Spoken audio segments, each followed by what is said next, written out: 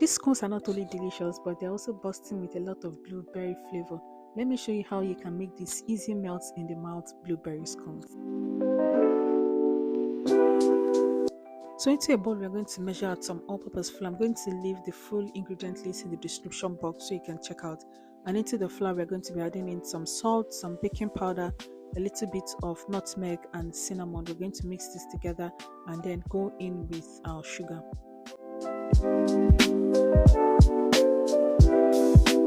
Okay, so now we are going to measure out our butter and cut it into smaller cubes. This will make it easier to incorporate into the flour. We want to make sure that the butter is very cold, as this is what will give the scones that flaky texture. Now we're going to mix this into the flour. So we're going to mix this until there are no large lumps of butter in the flour, and then we're going to go in with our lemon zest. We're going to just use a grater to gently grate the lemon, but while grating the lemon, make sure that this white part of the lemon doesn't go in for it to make your scones bitter.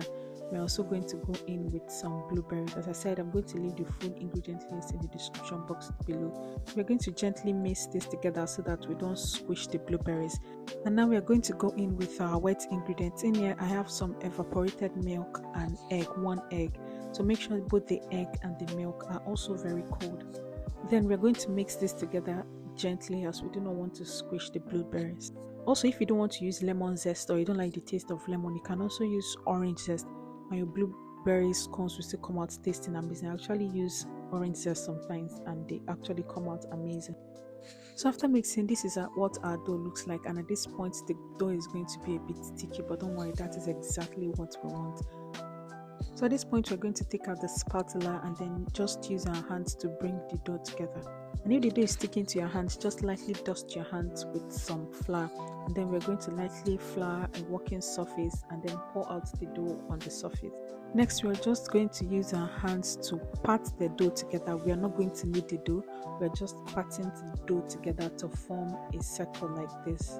Okay, so once you've gotten the circular shape, we are going to cut the dough into 8 parts, but first we're going to cut it into 2, then we'll cut it into 4, and then we'll cut it into 8. And if the knife or the dough scraper is sticking to the dough, just simply apply some flour to it and it should cut it through.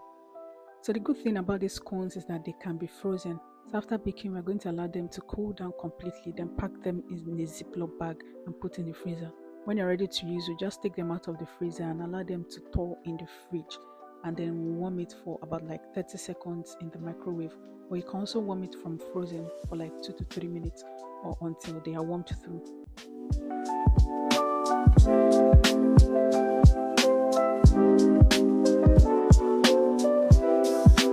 Okay, so once we are done with cutting the dough, we are going to get a flat plate, line it with parchment paper. Then we're going to be placing the dough on the plate because we're going to freeze this for at least 1 hour. This is to ensure that when we bake this, the scones are going to come out flaky on the outside but nice and fluffy on the inside.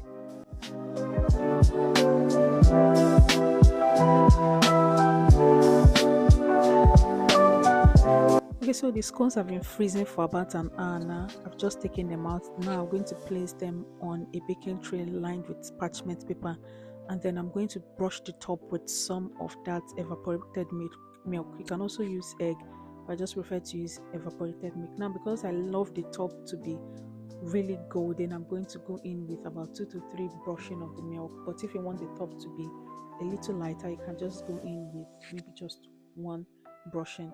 After brushing this, we are going to bake in the oven for about 20 to 25 minutes. And now our scones are out of the oven, and just look at how beautiful and glossy they look. The whole house smells amazing, and look at how easy it is to just break this apart. Tell you, if you bake this, you're going to be baking these blueberry scones every single week. Yes, they are that good. And if you've watched up until this point, don't forget to hit that subscribe button, like, share, and also comment. And I'll come your way again with another absolutely beautiful recipe. Bye.